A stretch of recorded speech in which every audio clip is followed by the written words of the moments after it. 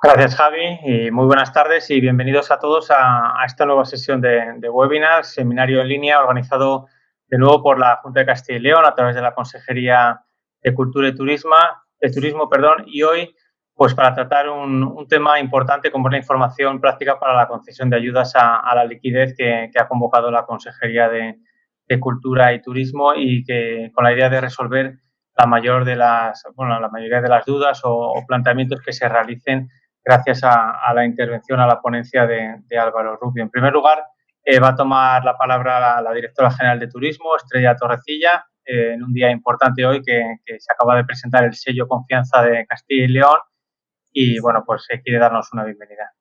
Gracias, Estrella. Muchas gracias, Gustavo. Pues, efectivamente, dar una bienvenida a este seminario, a esta pequeña clase práctica. Pensábamos que pudiera ser muy interesante para el propio sector solventar las posibles dudas que pudierais tener a la hora de presentar las solicitudes para la concesión de las ayudas a la liquidez de las empresas turísticas para hacer frente a esta crisis ocasionada por el COVID-19 que hemos sacado desde la Dirección General de Turismo, desde la Consejería de Cultura y Turismo. Unas ayudas que ya estarán publicadas en muy poquito tiempo, muy pocos días, y bueno, creíamos o pensábamos que podría ser pues conveniente para vosotros y muy práctico el que un técnico de nuestra Dirección General de Turismo, Álvaro Rubio, que ahora os presentará también Gustavo, pues pudiera hacer esta pequeña clase práctica que seguro que os va a venir muy bien. Y efectivamente, al hilo de lo que decía Gustavo, esta mañana hemos presentado también pues un sello de turismo de confianza que se hace con el objeto de eso, de dar más solvencia, mucha más confianza al turista a la hora de elegir nuestro destino, el destino de Castilla y León, como próximo destino vacacional. Pensábamos que también para el propio sector turístico puede ser un aval muy importante que desde la Junta se puede ofrecer este sello de turismo de confianza a los propios alojamientos turísticos, a los servicios turísticos también. Un sello también que estará a vuestra disposición en muy poco tiempo y del que os contaremos más un poquito más adelante. Pero bueno, ahora os dejamos otra vez, le paso la palabra a Gustavo, el moderador. Espero que el seminario esta tarde, esta pequeña clase práctica, más que un seminario, es una clase práctica, pues os venga a todos muy bien y de todas formas sabéis que estamos a vuestra disposición en la Dirección General del Turismo para todo aquello que pudierais necesitar. Así que muchas gracias una vez más y bienvenidos. Muy bien, muchas gracias, Estrella. Muchas gracias, directora general de Turismo. Antes de empezar, sí que queríamos también comentar que íbamos a tener con nosotros a Francisco Fernández Bustamante, que es jefe de área de instrumentos y servicios financieros del Instituto de Competitividad Empresarial y por motivos técnicos, problemas de conexión, pues finalmente no va a poder estar con nosotros, pero sí que nos ha transmitido que bueno, desde el Instituto de Competitividad Empresarial se han convocado una línea de ayudas a través de 6 líneas diferentes, 6 medidas, que son ayudas a la liquidez, no solo para el ámbito de los empresarios de turismo, sino a nivel general para todos los empresarios que han sufrido la crisis del COVID-19 y que bueno, están disponibles en la página web www.empresas.jcil.es www.empresas.jcil.es. Ahí están disponibles toda esta línea de ayudas y en futuros días, si podemos recuperar su ponencia, pues así lo haremos. Y ya pues vamos a dar paso a Álvaro Rubio García, que es jefe de Servicio de Calidad, de Innovación y Análisis Turístico de la Dirección General de la Junta de Castilla y León y que nos va a trasladar pues esta información práctica sobre las ayudas a la liquidez que nos comentaba la directora general de Turismo. Muchas gracias y buenas tardes, Álvaro. Hola, Gustavo. Muchas gracias. Buenas tardes. Buenas tardes también, directora. Gustavo, me alegro de saludarte. A ver si pronto nos podemos ver en persona y el abrazo que te mando virtual lo hacemos presencial. Muchas Abrazo gracias.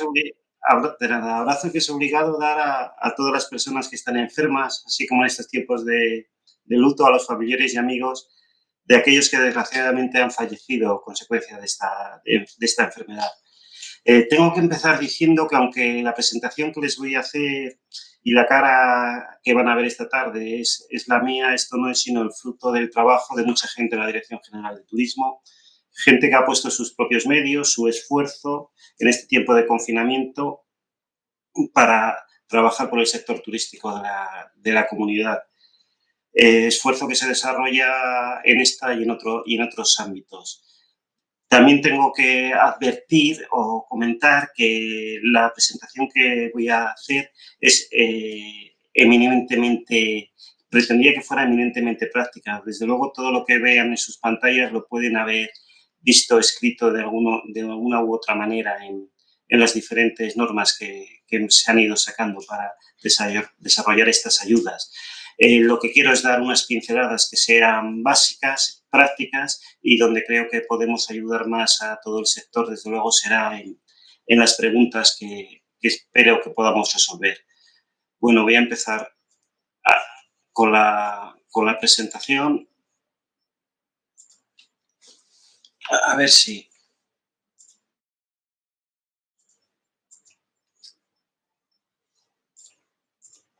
Si soy capaz. Bueno, vamos a hablar de las subvenciones al sector turístico de Castilla y León para hacer frente a la crisis ocasionadas por el COVID-19. Y lo vamos a hacer intentando responder a las siguientes preguntas. ¿Quién puede optar a ellas? ¿Para qué son? ¿Cómo se solicitan? ¿Cuánto dinero hay destinado a ellas? Y, finalmente, la gran pregunta, ¿cuándo se van a poder solicitar? Bueno, desde el punto de vista telemático, desde el punto de vista subjetivo, los destinatarios de las ayudas son las empresas turísticas. Las empresas, tal y como se definen en la ley de turismo de Castilla y León, esto es cualquier persona física o jurídica que está desarrollando un trabajo con un ánimo de lucro en el sector turístico. Es necesario que estén inscritas en el registro de turismo con anterioridad al 15 de marzo de 2020. Esto es al momento en el que se empezó a ser efectivo el estado de alarma. Además, deben ser empresas que cuenten con 5 o menos trabajadores. En concreto, serían este tipo de empresas: alojamientos hoteleros en cualquiera de sus subtipos, turismo rural, campings, albergues en régimen turístico, restaurantes, salones de banquetes, empresas de turismo activo, agencias de viaje y guías turísticos. Entonces, la primera pregunta que puede surgir respecto a esto es: ¿qué ocurre si soy titular de más de un establecimiento? ¿Puedo pedir una subvención para cada uno o simplemente puedo pedir una? Porque yo soy un empresario turístico. El criterio que hemos seguido para desarrollar estas subvenciones han sido el primero. Damos subvenciones para establecimientos turísticos. Por lo tanto, si usted es el titular de más de un negocio, podrá solicitar una subvención para cada uno de ellos. Sí será necesario que haga una solicitud por cada establecimiento y que, lógicamente, no puede presentar los mismos gastos para ambos. Tendrán que ser gastos distintos. Por el contrario, ¿quién no está incluido en el ámbito subjetivo de estas ayudas? Pues los establecimientos cuya titularidad sea pública o de entidades sin ánimo de lucro. Tal como decía al principio, estamos pensando solo en empresas turísticas que tengan, por lo tanto, ánimo de lucro. Aquellos establecimientos que sean propiedad de ayuntamientos, de corporaciones locales, de cualquier otro tipo de ente público, no entran. Tampoco entran aquellos que pertenezcan a entidades sin ánimo de lucro. Tampoco se han incluido las viviendas de uso turístico, los apartamentos turísticos, ni los bares ni cafeterías, por diversas razones, fundamentalmente por dos. La primera de ellas es que se considera que van a tener una salida más fácil de la crisis. De hecho, bares y cafeterías, ya con la apertura de terrazas, están empezando, y con las facilidades que les han dado los ayuntamientos, ampliándoles horarios, espacios y condonándoles en algún caso tasas, pues ya reciben una ayuda que les va a poder permitir salir quizás con más facilidad que otro tipo de empresa. Respecto a viviendas de uso turístico y apartamentos turísticos, se ha considerado también, además, que tienen menos impacto a la hora de generar empleo. Por otro lado, esto se ha podido demostrar con los alojamientos que han permanecido abiertos como servicios esenciales durante las primeras fases del estado de alarma, de los que ha habido en Castilla y León, más del 63% eran de este tipo de de alojamientos, no eran empresas que estaban sometidas a ERTE ni que tuvieran unas grandes dificultades para estar abiertos. Lógicamente, también se excluye cualquier otro tipo de empresa turística que tenga más de 5 trabajadores. Tengo que decir también respecto a los establecimientos turísticos que no se incluyen, que desde la Consejería de Cultura y Turismo se ha hablado con las diputaciones provinciales en el sentido de que la ayuda que ellas puedan dirigir al sector se focalice hacia este tipo de entidades que no estamos cubriendo con estas subvenciones que presentamos esta tarde. ¿Y cuál es el objetivo de las subvenciones? El objetivo realmente es un objetivo único. Buscábamos dotar de liquidez. Cuando estábamos pensando cómo lo hacíamos, teníamos varias cosas claras. Queríamos que fuera un procedimiento lo más sencillo posible, que fuera un procedimiento fácil para el que lo tuviera que solicitar y que fuera fácil en todos los sentidos. No se trataba de decir, apruebo unas subvenciones para dar un dinero y que posteriormente quien las reciba tenga que justificarlo, sino un poco la consideración era contraria. Como lo que queremos es dotar de liquidez, vamos a buscar gastos que sean fáciles de haber realizado y que ya estén pagados para que, junto con la solicitud, nos presenten la documentación acreditativa del gasto, el pago de las mismas y pues se les pueda otorgar el dinero para que lo destinen a lo que consideren. Bajo esta premisa pensamos en gastos corrientes, concretamente en gastos de suministros, electricidad, agua, gas, combustible para calefacción, telecomunicaciones, aquí entra teléfono, internet, todo este tipo de servicios. También los de mantenimiento de instalaciones y maquinarias, el alquiler de locales, las hipotecas, estas con un límite, el 25% del total de la subvención del gasto subvencionable, los seguros, las cuotas por pertenencia a alguna asociación del sector, los gastos de asesoría, fiscal, contable o legal, pero estos sí tienen que estar relacionados con el COVID-19. También los de mantenimiento de programas informáticos, garantías, seguros, cánones de equipamiento, los gastos de servicios de alojamiento web, de gestión de dominios y, finalmente, los gastos correspondientes a publicidad online. Con este tipo de gastos, que aunque sean corrientes, son muy diferentes entre sí, pretendemos cubrir a la totalidad del espectro al que nos dirigimos. Tengan en cuenta pues, que estamos hablando de restaurantes, de hoteles, pero también de agencias de viaje o de guías de turismo que tienen un variado campo y distinto campo de acción. ¿Cuáles son los gastos que no se incluyen? No se incluyen los gastos de personal, ni nómina, ni seguridad social, los gastos correspondientes a suministros que sean propios de la actividad que están desarrollando, lencería, bebidas, alimentos, cubertería, ni tampoco las inversiones relacionadas con el COVID-19. ¿Por qué? Por dos cuestiones.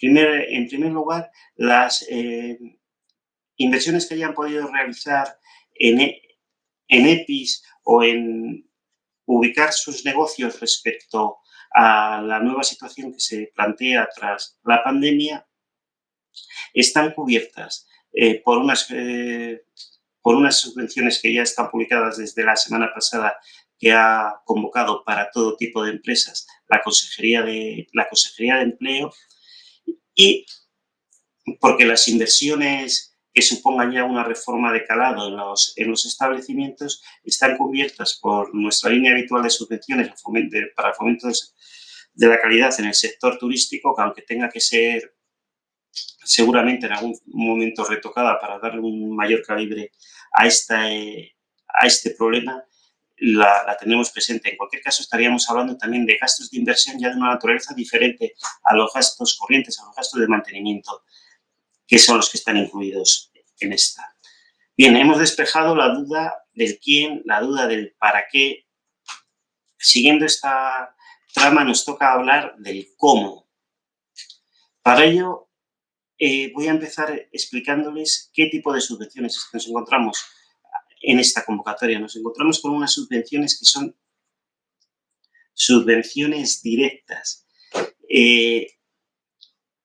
que significa que son resueltas conforme al orden de entrada de aquellos expedientes que sean completos. Además, se presentarán electrónicamente. Vamos a hablar de la solicitud y vamos a hablar de la documentación también en este apartado. Bien. Una convocatoria normal de subvenciones, a la que estamos más acostumbrados, sería de las que llamamos de concurrencia competitiva. Junto con la convocatoria se abre un plazo para la presentación de solicitudes, hay unos criterios de valoración, de tal modo que una vez que el plazo de presentación de solicitudes ha finalizado, se comprueban todos los expedientes, se pide que se subsane aquellos que están incompletos, se produce una valoración a través de una comisión de valoración que se nombrará sobre ellos, se les asigna una puntuación, sobre esa puntuación se jerarquizan, lógicamente el que más puntuación tiene ocupa el puesto 1 y así van ubicándose y respecto a la posición que ocupan se les concede una subvención proporcionalmente equivalente a la puntuación que han obtenido. Se resuelven, posteriormente ustedes o los subvencionados realizan las inversiones que han sido para las que se les ha concedido la subvención, presenta la documentación justificativa y se les paga. Se tramita el pago.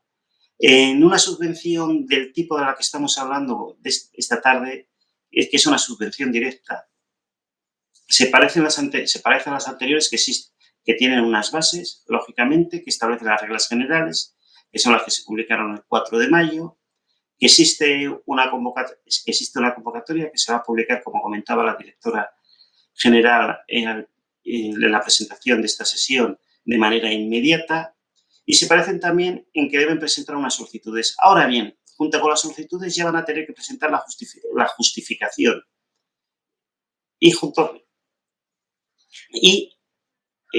con la justificación van a tener que presentar necesariamente las facturas, los pagos de las facturas y otro tipo de documentación. Posteriormente se producirá una resolución que se hará individualmente por cada solicitante y con un orden que ya no se establece jerárquicamente atendiendo a los puntos que han obtenido porque no hay criterios de valoración. Aquí lo que hay es comprobar que todo el que lo solicita cumple requisitos. Esto es, que es un establecimiento de los incluidos, que está inscrito en el RETU, que lo está con anterioridad al 15 de marzo, que tiene menos de 5 trabajadores. Todas estas circunstancias serán las que nosotros tengamos que comprobar. Una vez que esto está comprobado, iremos lanzando resoluciones por orden de entrada para poder tramitar el pago de la subvención. Por lo tanto, es fundamental comprender que en este momento de solicitud se producen realmente dos fases: la solicitud de la subvención y la justificación de la misma. Por lo tanto, veríamos como en concurrencia competitiva lo que importa serían los criterios de valoración según se establezcan en las correspondientes bases. En la subvención directa, realmente lo que va a importar es la prisa que se hayan dado en presentar. Cuanto antes lo presente, más posibilidades voy a tener de obtener la subvención.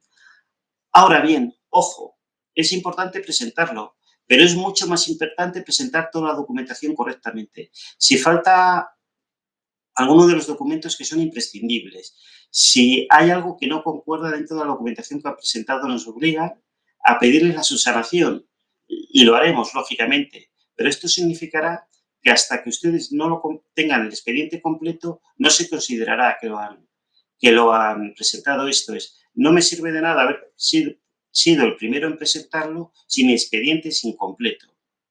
Por lo tanto, esto es un mantra que tenemos que repetirnos todos continuamente. Es importante ser rápido, pero es mucho más importante que toda la documentación esté presentada correctamente. ¿Y esto por qué es así? Porque lo indica las bases.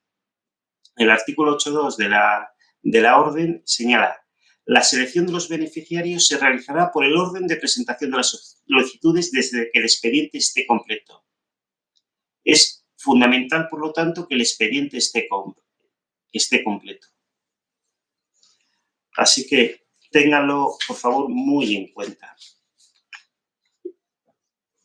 Y les comentaba que la presentación es una presentación electrónica. No se realizará la presentación, no se puede realizar en un registro físico, sino que hay que presentarlo a través de la red. ¿Cómo? Acudiendo a la sede electrónica de la Junta de Castilla y León, tramitacastillaleon.com. Para ello será necesario que quien lo solicite tenga un certificado electrónico. Los más comunes son el DNI electrónico o el certificado de la Fábrica Nacional de Moneda y Timbre, aunque existen otros que son admitidos. ¿Qué ocurre si quiero solicitar la subvención y no tengo este certificado? ¿Lo puede hacer? Sí, claro, lo puede realizar. Para ello tendrá que buscar a alguna persona, normalmente, por nuestra experiencia, gestores, asociaciones, quizás también algún familiar que tenga un DNI, que tenga un certificado electrónico y pedirle que la presente en su nombre. Para ello deberán completar un formulario que se publica junto con la convocatoria, que es el otorgamiento de representación. Este formulario tiene un modelo en el que se especifica que el solicitante otorga la representación a una persona que tiene el certificado electrónico a que realice cuantas gestiones sean necesarias para la tramitación de la subvención. Por lo tanto, una vez que tengamos esto preparado, acudiremos a la sede electrónica en esa dirección que les ofrezco ahí, tramitacastillaleon.jcil.es. Se completará la solicitud y una vez que esté completa la solicitud, el sistema nos va a pedir que le anexemos documentación. Aquí es muy importante, como les decía, que se incluya toda la documentación que es obligatorio. Pero antes de ver cuál es la documentación que hay que presentar y de estudiar más detenidamente la solicitud, es necesario hacer una referencia también a un apartado que viene en la solicitud, que es el buzón electrónico. No me daba cuenta. Esto también es un mantra que hay que repetir y que ya lo he incluido en una diapositiva anterior, pero hay que seguir. Cualquier duda, problema que tengan en la tramitación electrónica, el teléfono 012 de información al ciudadano tiene un servicio específico que resuelve problemas con la administración electrónica. Son relativamente frecuentes porque a lo mejor el navegador no está actualizado, la versión de Java o el Adobe. Cualquier cuestión de esta no se las podemos resolver desde la Dirección General de Turismo porque se nos escapa a nuestras capacidades. Más quisiéramos, pero tienen este servicio que funciona muy bien y que les deberá prestar esta ayuda. Y les decía que quería hablar un momento del buzón electrónico. No es solo que la presentación sea telemática, sino que toda la relación que tiene la administración con los solicitantes es también telemática. Y esto se hace a través de un buzón electrónico. Tengan en cuenta que un buzón electrónico es personal, pero no es un correo electrónico. Es una aplicación desde donde las personas físicas, una vez que hayan sido acreditadas a través del correspondiente certificado, podrán ver las comunicaciones que nosotros les hagamos. Y tiene que estar asociada a un correo electrónico. Un correo electrónico que el que lo tenga recibirá un aviso de que tiene una notificación en el buzón electrónico, con un link para entrar en ella, pero antes de entrar en el link tendrá que certificar a través de este certificado digital que es quien lo recoge. Es muy importante. Sí, bueno, creo que esto ya lo han escuchado, que era la recomendación para que, por favor, se dieran de alta en el buzón electrónico y, si no, autorizaran en la casilla correspondiente que hay en la solicitud a la administración a hacerlo, porque no les compromete a nada, sirve simplemente para ayudar a la administración a comunicarse con ustedes. A través del buzón electrónico, aunque no tengan buzón electrónico, ustedes pueden realizar la solicitud, pero nosotros no nos podremos comunicar con ustedes. Comentaba también que era un aspecto muy importante porque estamos obligados a hacerlo de este modo porque es un modo que queda totalmente transparente quién se ha comunicado con ustedes, quién lo ha recibido, a qué hora, y queda un rastro perfecto de ello, lo cual es además muy interesante en unas subvenciones que, como estas decíamos, tienen que tanta influencia el momento en el que se realizan las cuestiones. La solicitud, comentaba, tiene unos datos generales que tienen que ver con el solicitante. Aquí, y esto no sé si se me ha escuchado, pero no me importa repetirlo una y mil veces, es muy importante que el solicitante, que es el beneficiario de la subvención, sea la misma persona que es el titular del establecimiento en nuestro registro, y sea además la misma persona física o jurídica a la que son emitidas las facturas que va a presentar con la justificación. Porque si no contamos con esa triple identidad, no vamos a conseguir que se haga exactamente, que se pueda continuar con la subvención. Vamos a tener que pedirles, que requerirles que subsanen, y tendremos problemas. El buzón, tendrán una parte en la solicitud que habla del buzón, para precisamente recordarles que lo creen, indicarnos cuál es, o autorizarnos a crearlo en su caso. La solicitud tiene también declaraciones responsables, los compromisos que ustedes asumen si son beneficiarios de la subvención, y una serie de autorizaciones, que esto también es algo que tenemos que resaltar, fundamentales en algún caso, como el permitirnos entrar en Hacienda a comprobar que no tienen deudas con Hacienda o con la Seguridad Social. También pueden no autorizarnos. Ahora bien, si no nos autorizan, nos tienen, por favor, que presentar, junto con la solicitud y el resto de documentación, el certificado emitido por cada una de estas administraciones indicando que no tienen deudas. Y es muy importante también que, si ustedes tienen deudas prorrogadas o aplazadas con la solicitud con Hacienda o con la Seguridad Social, en el modo en que se describe en las bases, por favor, aquí sí tienen que presentarnos ese certificado, porque nosotros es algo que no podremos, aunque nos autoricen a verlo, no podremos decirlo, porque a nosotros la información que nos dan es simplemente si tiene deudas o no tiene deudas. No, sí tiene deudas, pero están prorrogadas y por lo tanto debe considerarse como que no tienen, que es lo que nos dice ese otro certificado. Por lo tanto, si tienen deudas aplazadas o prorrogadas, por favor, soliciten certificado a Seguridad Social o a la Agencia Estatal de la Administración Tributaria. Decíamos, la documentación que todos tienen que presentar es la solicitud. Si la solicitud, desde luego, no se puede hacer nada. Una vez que hayan clicado en presentar la solicitud, les va a pedir la aplicación que presenten si tienen más documentos que anexar. Tendrán que adjuntar la declaración de minimis y del marco comunitario de apoyo. Hemos de decir que estas son unas declaraciones que nos obliga la legislación europea, porque ustedes son empresas privadas. Las ayudas a las empresas privadas se entienden como ayudas de Estado, y básicamente lo que la legislación nos permite es dar ayudas a empresas que no hayan tenido más de 200.000 euros en subvenciones durante los últimos 3 ejercicios, que sería el minimis. El marco comunitario de apoyo además establece una excepción a este campo, indicando que durante el ejercicio fiscal se podrán haber tenido ayudas por cuestiones relacionadas con el COVID hasta 800.000 euros. Hay que considerar que, por el tipo de empresas a las que nos dirigimos, que son de empresas turísticas de Castilla y León, en su mayoría son pymes o autónomos, empresas familiares, va a ser difícil que hayan tenido ayudas por estos niveles, máxime si tenemos en cuenta que estamos hablando de empresas que ya no es que sean pymes, sino que tienen que tener 5 o menos trabajadores. Pero en cualquier caso estamos obligados a solicitarles este documento y ustedes a completarlo. Por favor, háganlo, si no se lo vamos a tener que requerir y van a perder su puesto en la lista hasta que lo completen. Será necesario que presente, junto con la solicitud, además, la memoria económica. La memoria económica ya es parte de la justificación, no es la solicitud. La memoria económica es un documento simple en el que nos van a relatar los gastos que presentan y que quieren que les subvencionemos. Deberán indicar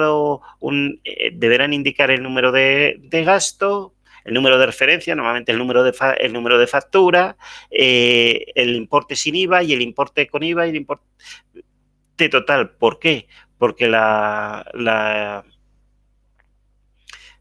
la subvención no subvenciona el IVA, que es un impuesto recuperable. Por lo tanto, imaginemos, yo el ejemplo que les había puesto es que, no sé si me han escuchado, es que, por ejemplo, tenemos una factura del mantenimiento de un ascensor en un hotel por 121 euros, pues bien, 100 son la base imponible y eso es subvencionable, 21 euros es el IVA y no es subvencionable. Por lo tanto, nosotros vamos a necesitar gastos que lleguen como mínimo a 500 euros, como máximo a 2.000 euros, sin contar IVA.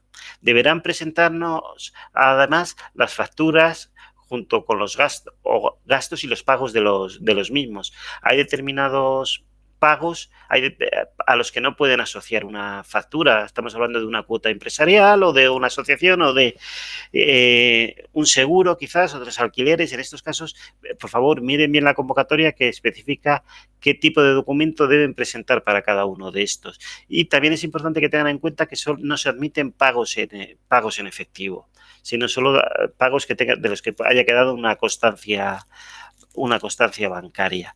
Es muy importante también que en la solicitud, vuelvo al punto 1 de esta diapositiva, tienen un pequeño apartado en el que aparece el importe que solicitan. Es necesario que ustedes soliciten un importe que tendrá que ser como mínimo de 500 euros, como máximo de 2.000, atendiendo a las facturas que presenten.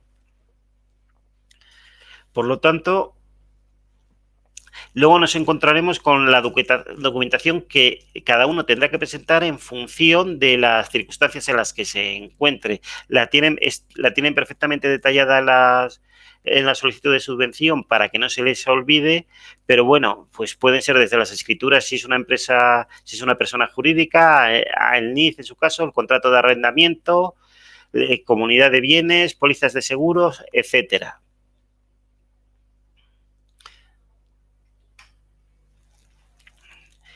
Por favor, tengan en cuenta estas cuestiones. El número de registro de turismo, que es uno de los aspectos de la solicitud, ya les indicaba anteriormente que lo comprobaremos de oficio. Si lo saben, pónganlo. Si no lo saben, no es necesario que lo soliciten ni a la Dirección General de Turismo ni a los Servicios Territoriales de Cultura y Turismo a las provincias, porque lo vamos a ver de oficio. Pero, insisto, es necesario que la persona que sea el titular del establecimiento sea el solicitante y que además sea la persona a la que se hayan dirigido las facturas. Como les decía, el IVA no se financia, los pagos en efectivo no se admiten. Ojo, esto es el artículo 34.2 de la Ley de Prevención del Blanqueo de Capitales y de la Financiación del Terrorismo no considera pago en efectivo los pagos que se hagan a través de ventanilla bancaria. O sea, el pago en efectivo es a los efectos de esta subvención es el pago que yo le he hecho a un proveedor directamente sacando el dinero de mi cartera o de mi caja y dándoselo y firmando y que él me haya firmado el recibí. Eso no se admite. Se admite cualquier tipo de transferencia bancaria, pagos por tarjeta o pagos hechos en ventanilla de un banco de los que quede la constancia y nos presenten la acreditación de haberlo realizado. Les pido, por favor, que tengan en cuenta que la solicitud sea coherente. Tiene muchos apartados, algunos de ellos parece repetidos, sobre todo para aquellas personas que tengan más de un establecimiento, no mezclen los datos de uno con otro. Y lo que les decía, los certificados de las deudas aplazadas y prorrogadas con Seguridad Social, con Hacienda, por favor, preséntenlo. No tenemos modo de conocerlo si no lo hacen. Este es un aspecto que es muy importante que tengan en cuenta. Y nos repetimos, por todo lo que les explico, les decía, es importante ser rápidos, pero es mucho más importante presentar toda la documentación correctamente. Ya hemos hablado del cómo, vamos al cuánto, ya se lo adelantaba, lo han visto ustedes, porque eso estaba publicado en las bases, mínimo de 500 euros, máximo de 2.000 euros. Ojo con la solicitud, pónganos la cantidad que solicitan, completen por favor correctamente la memoria, indicándoles lo que les hemos dicho y por favor presenten las facturas o documentos equivalentes y los pagos. Sin eso va a ser imposible que podamos tramitar de primer golpe sus solicitudes. No me cansaré nunca de repetirlo. Por favor, tengan en cuenta todas estas cosas. No es importante tanto el ser rápido como el hacerlo bien. ¿Y cuánto? Bueno, la convocatoria contempla 2.200.000 euros. Son 2.200.000 euros en los que habrá una posibilidad posterior de que se amplíen a una cuantía superior, pero de momento, cuando se publique próximamente, lo que ustedes van a ver es que la Dirección General de Turismo dedica 2.200.000 euros de su propio presupuesto a esta convocatoria de subvenciones. Tengan en cuenta que para poder haber conseguido esta cantidad se han tenido que abandonar otros proyectos que estaban en marcha o no realizar algunos de los que se estaban planeando. Ha habido que reajustar contratos, subvenciones y un sinfín de cuestiones que nos han permitido, de un presupuesto limitado, poder sacar esta cantidad. ¿Y cuándo? ¿Cuándo se puede presentar la solicitud? Bueno, una vez que se publique, se podrá presentar a partir del segundo día hábil al de la publicación en el Boletín Oficial de Castilla y León, y el plazo de presentación se podrá presentar hasta el 8 de agosto. Lógicamente, contamos que vamos a tener presentaciones muy anteriores al 8 de agosto, pero nada perjudica, sobre todo si conseguimos más crédito, el tener un plazo abierto.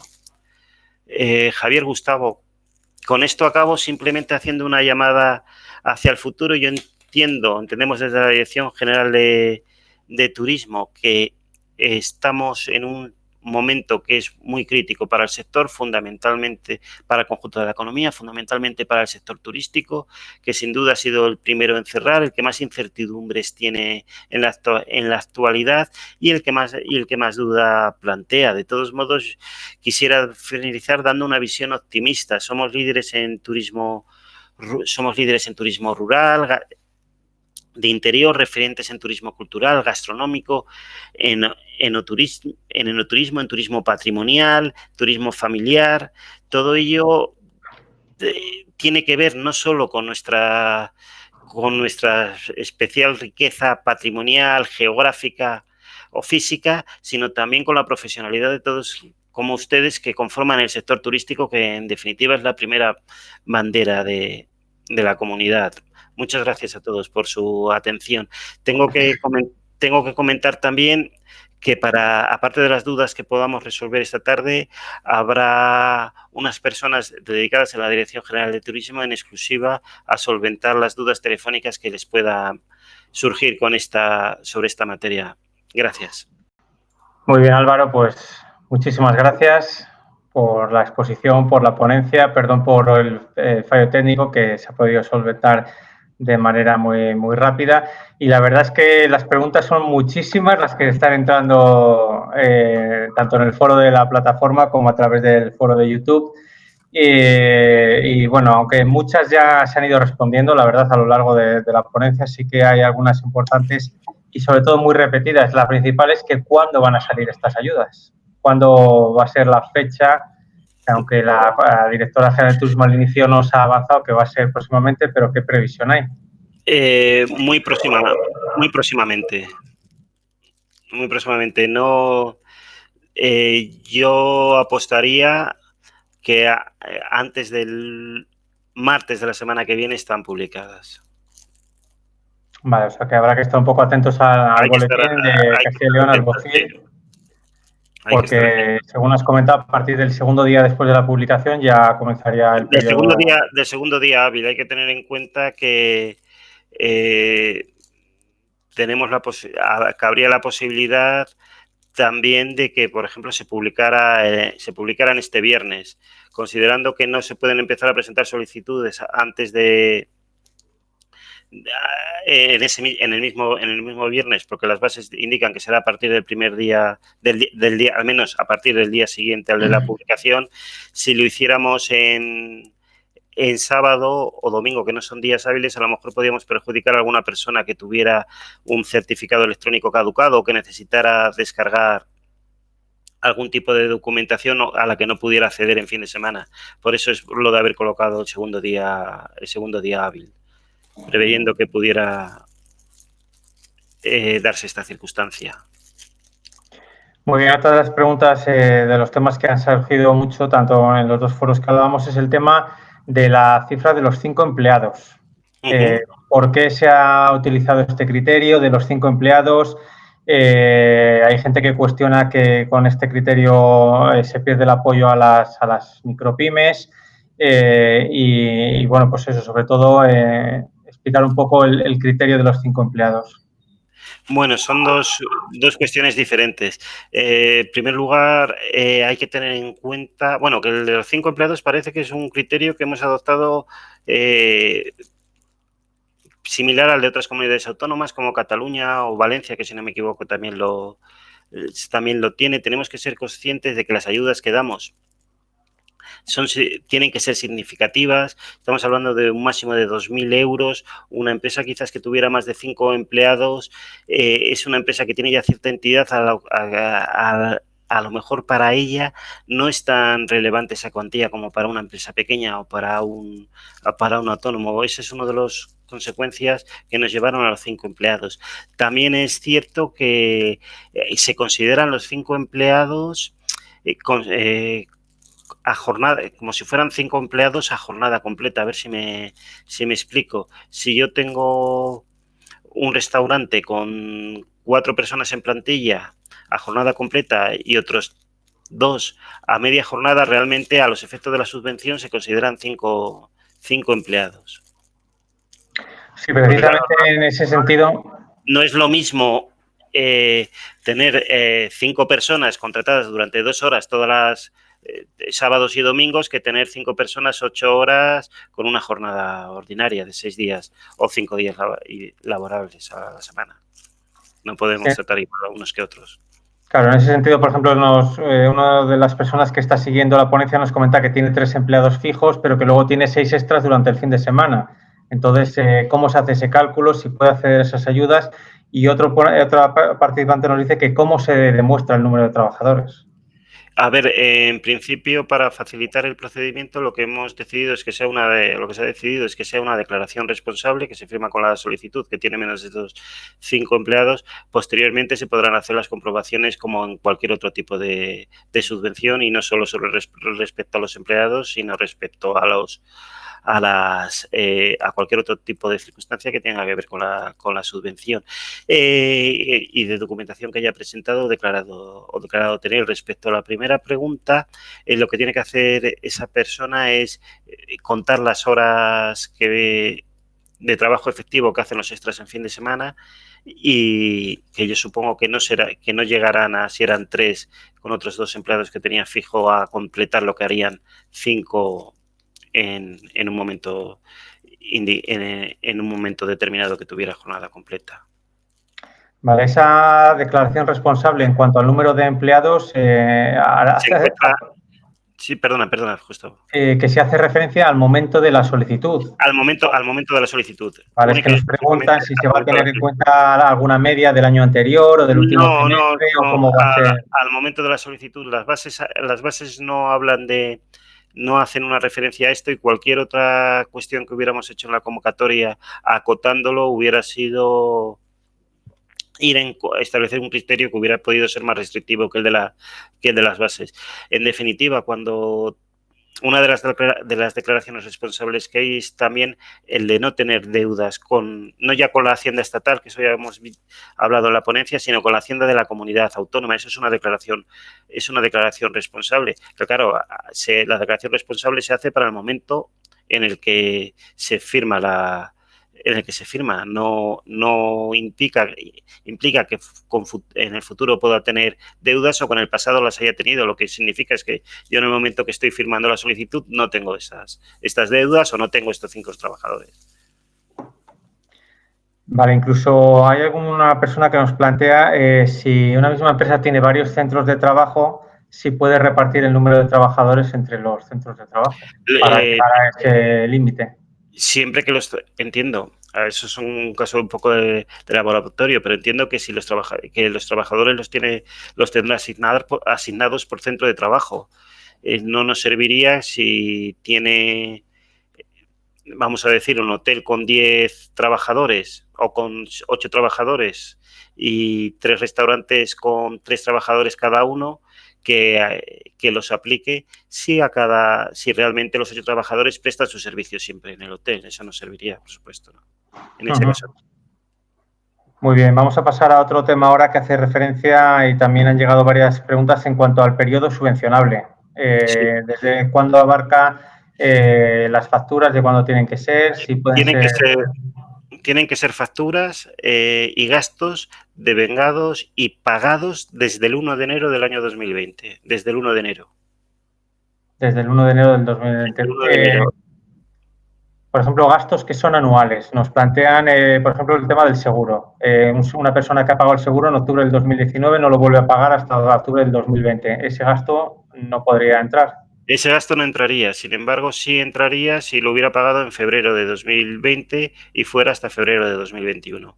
Entraría el gasto completo, ¿eh? No se va a establecer una discriminación, porque como digo, el objetivo de las subvenciones es el de dotar liquidez sobre gasto realizado. Había que acotarlo en algún momento y parece razonable que el momento sea el 1 de enero de 2020, entre otras cosas por una cuestión de principios de contabilidad pública, que es el principio de anualidad presupuestaria. Con los gastos, salvo excepciones, con el presupuesto de este año solo podemos afrontar gastos que se hayan ejecutado este año. Vale. Otro gasto que nos plantean es el del alquiler del local. Por ejemplo, si son compatibles con las ayudas que hay actualmente al alquiler. En general, la ayuda nuestra es compatible con todas las ayudas que haya, siempre que no se rebase un límite.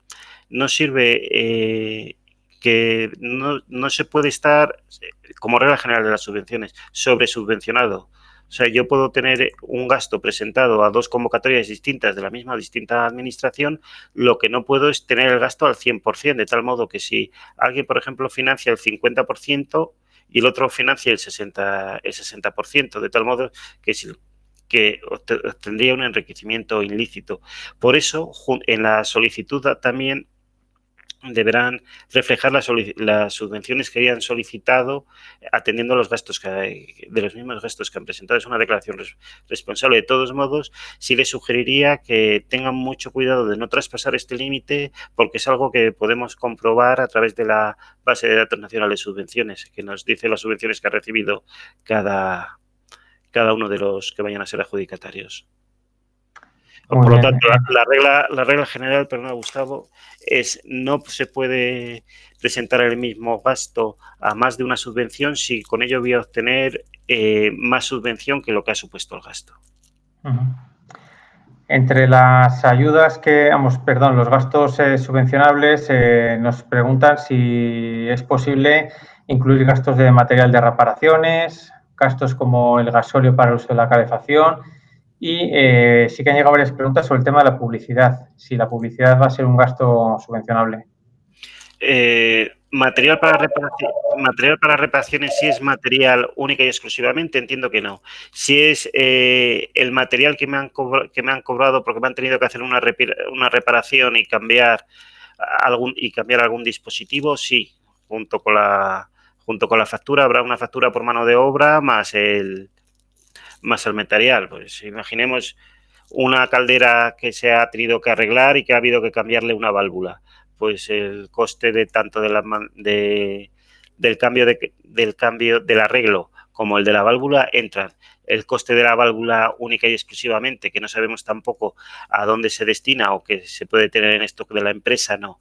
Gastos de publicidad, me preguntabas, entran absolutamente todos los relacionados con el negocio turístico, siempre que se cumplan los criterios de tiempo que hemos marcado desde el 1 de enero del 20. ¿Y me preguntabas por otro tipo de gasto?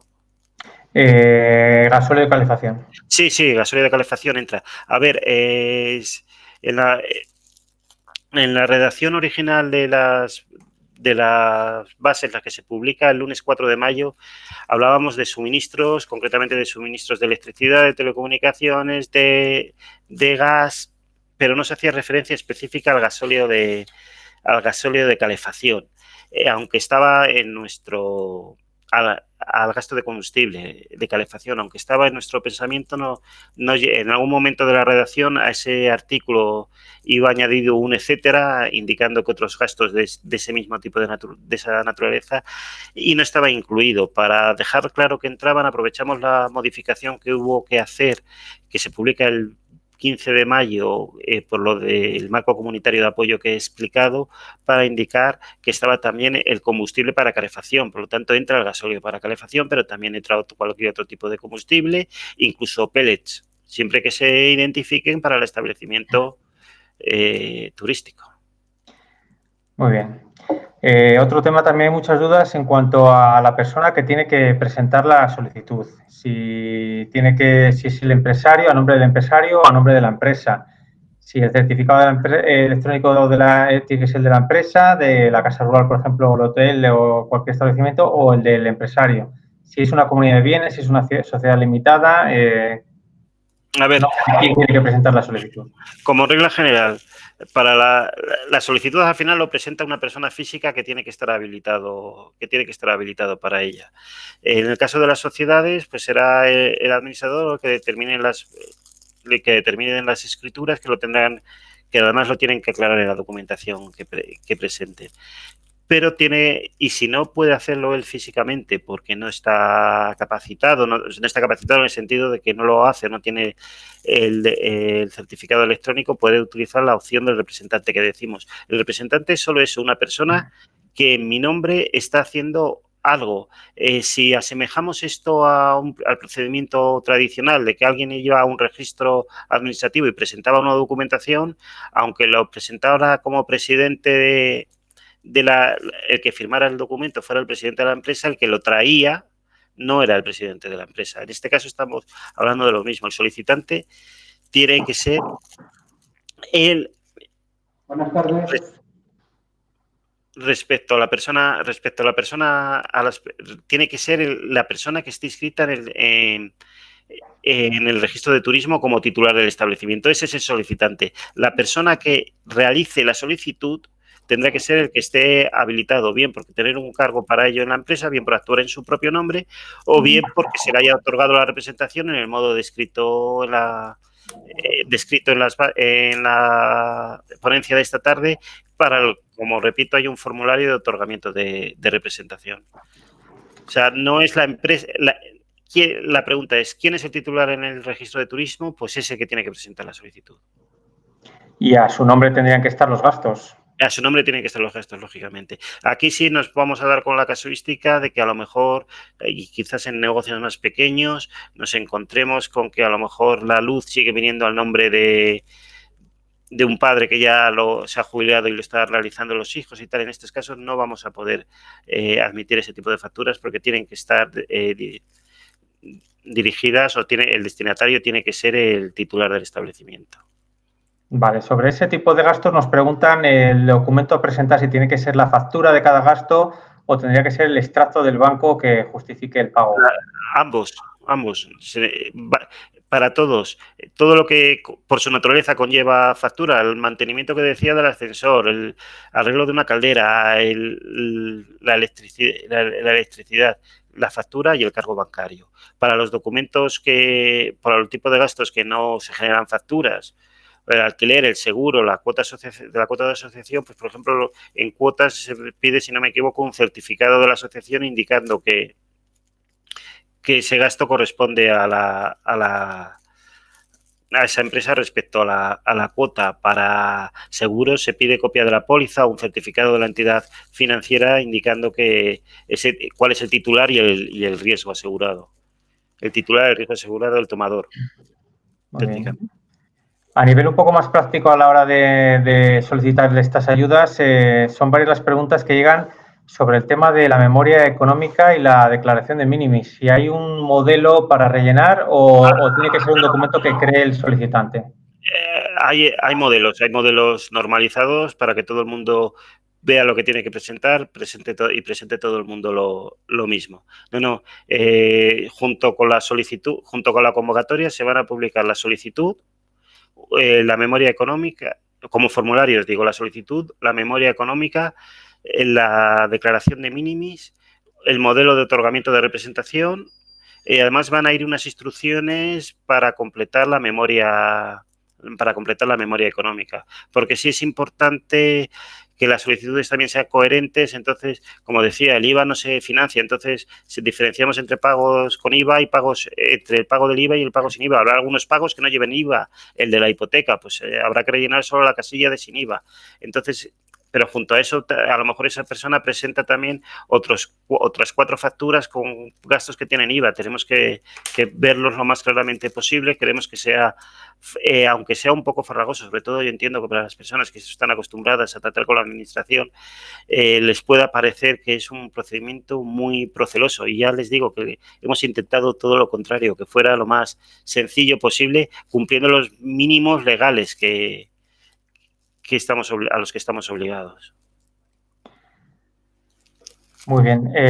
También nos preguntan, han llegado varias preguntas sobre el importe de las facturas. Si el importe de las facturas es mayor de 2.000 euros, ¿se recorta el importe de la factura o no se puede presentar esa factura? Se puede presentar. Es más, si tienen una factura que claramente entre dentro del objeto de la subvención y son más de 2.000 euros, IVA excluido, presenten solo esa porque nos facilita la labor. Aunque sea de 3.000 euros, el máximo que le vamos a poder pagar por esa factura, con esa justificación van a ser 2.000 euros en cualquier caso. Eso está claro. Quizás, le digo, presente también alguna más por si tiene alguna duda o quedarse seguro, pero en principio una factura que claramente entre en el objeto de la subvención, que esté dentro del periodo subvencionable, que esté pagado y que esté bien atestiguado el pago, es suficiente para conseguir la subvención. Es importante también decir, Gustavo, que la memoria económica, junto con la factura, viene una breve descripción de la misma que hace referencia al tipo de gasto que estamos subvencionados. Por eso decía que hay unas instrucciones para rellenarlas, pues porque será necesario a lo mejor poner factura número tal, considerar por tal importe con IVA, tal importe sin IVA, que corresponde a suministro de energía eléctrica. Sin más, todo eso para que se haga una visión fácil de la documentación para las personas que lo tienen que revisar. Muy bien, vamos a ir terminando ya. Nos preguntan también sobre si es posible el uso de la clave PIN para solicitar la solicitud y si no se presentan certificados de Seguridad Social y de Hacienda, pero se autoriza su comprobación a la Junta, si se considera completo el expediente o no. Por supuesto, la segunda se considera completo, lo suple perfectamente, no hay ningún problema con ello. Se considera completo. Lo que es necesario es que los certificados luego sean positivos, claro, que no exista deuda. Y número PIN no es el sistema que sigue la sede electrónica, que requiere solo certificado electrónico. No hay un modo por clave PIN de autentificarse como solicitante en esta subvención, como en ninguna de las que se convocan a través de la sede. Una empresa que está en Castilla y León, pero con domicilio fiscal fuera, ¿puede acceder a las ayudas? Sí, cumple el resto de requisitos. Es titular de un establecimiento en Castilla y León, tiene menos de 5 habitantes y el establecimiento está inscrito con anterioridad al 15 de marzo en el registro. Vale, establecimientos de titularidad pública pero con gestión privada, ¿pueden acceder también a las ayudas? Depende de quién sea el titular de quién sea el titular inscrito en registro de turismo. Si el titular es un ayuntamiento, por ejemplo. Es el ayuntamiento, no. No, porque es el...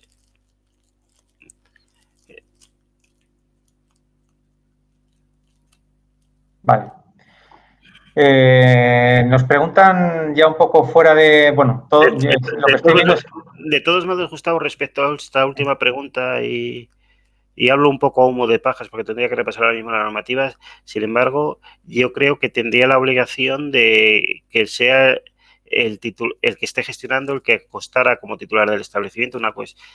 A estos efectos es diferente el titular del establecimiento turístico al propietario del inmueble donde se desarrolla el establecimiento, donde se desarrolla el negocio turístico.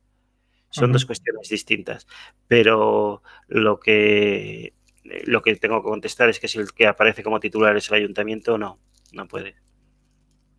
Vale, entre las personas que nos están escuchando también hay que están registradas como otras actividades turísticas. ¿Los que están en este epígrafe pueden acceder a las ayudas?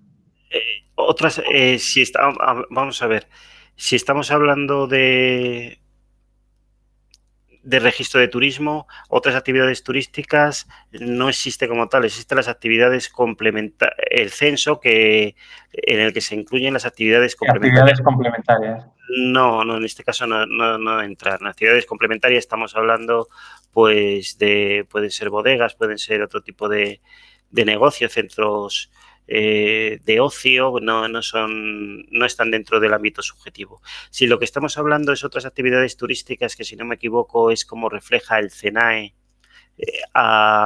por ejemplo, a los guías turísticos, como otros operadores turísticos, creo que es el epígrafe exacto, si los guías de turismo de Castilla y León inscritos en el registro, habilitados por la comunidad, por la Junta de Castilla y León, pueden acceder. Bueno, yo creo que tanto la ponencia, que ha sido muy práctica, como todas las preguntas, que son como muy concretas y muy prácticas, también voy a invitar a todos los seguidores, a todas las personas que han estado escuchando la ponencia, que el grueso, vamos, de lo que es la ponencia se va a poder colgar en esta misma plataforma y a través del canal de YouTube de Turismo Castilla y León, para que se pueda volver a escuchar y resolver de nuevo pues todas estas dudas, porque muchas de ellas, pues de las preguntas que han entrado o que están entrando ahora, pues ya se han resuelto en la ponencia. Por terminar, un par de cuestiones. Nos preguntan sobre ayudas a la digitalización, que ya han salido, por ejemplo, algunas destinadas a minoristas o al sector del patrimonio cultural, que si hay alguna previsión de que estas ayudas también se destinen a restaurantes, hoteles, bodegas, al sector turístico. Sí, de hecho, es uno de los objetos que subvencionamos tradicionalmente en las subvenciones para el fomento de la calidad del sector turístico. Todo el tema de nuevas tecnologías es uno de los apartados que subvencionamos. Estamos trabajando por darle una nueva forma a las bases que lo contemplen, porque esto es una de las necesidades que se han puesto en manifiesto con la crisis del COVID, pero sí, al igual que lo estaban antes, lo van a seguir en el futuro, pero no están dentro de esta convocatoria de subvenciones, que, como he querido explicar, son para gastos que ya se habían realizado y gastos corrientes fácilmente justificables por los solicitantes. Muy bien, y por último, sobre otras ayudas que normalmente pues convoca la Dirección General de Turismo, la Junta de Castilla y León, y nos preguntan si la ayuda esta que ha salido ahora, después de la crisis del COVID, si va un poco a eliminar ayudas que se habían anunciado o solicitadas con anterioridad, como por ejemplo las de inversiones en modelo de gestión.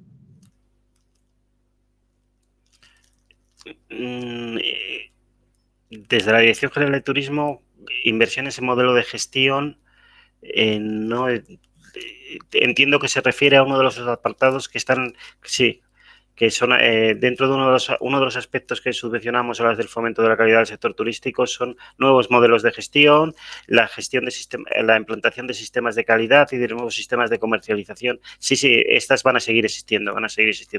Sí, vamos, que haya salido estas ayudas ahora con este motivo no elimina las anteriores.